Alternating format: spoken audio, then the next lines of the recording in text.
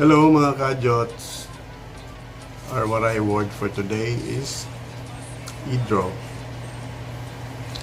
In English, to illustrate, to sketch, to animate, or any kind of artworks.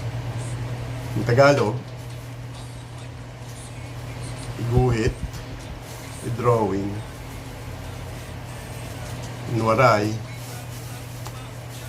an airplane, aeroplano. Draw.